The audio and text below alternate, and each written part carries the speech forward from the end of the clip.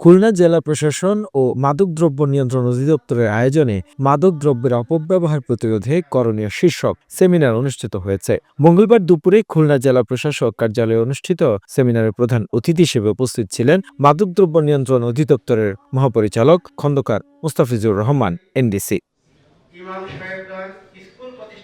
খুলনা জেলা প্রশাসক মোহাম্মদ সাইফুল ইসলামের সভাপতিত্বে ও মাদকদ্রব্য নিয়ন্ত্রণ অধিদপ্তর খুলনার সহকারী পরিচালক ইফতেখার মোহাম্মদ উমায়ের সঞ্চালনায় বিশেষ অতিথি ছিলেন বিভাগীয় commissioner Firoz Sarkar, police super TM Mosharraf Hossain. মাদকদ্রব্য নিয়ন্ত্রণ অধিদপ্তর খুলনা অতিরিক্ত পরিচালক আহসানুর রহমান, মিজানুর রহমান, এ সময় জেলার বিভিন্ন উপজেলা নির্বাহী কর্মকর্তাগণ, রাজনৈতিক, সামাজিক, সুশীল সমাজ সহ বিভিন্ন শ্রেণী পেশার ব্যক্তিবর্গ উপস্থিত ছিলেন।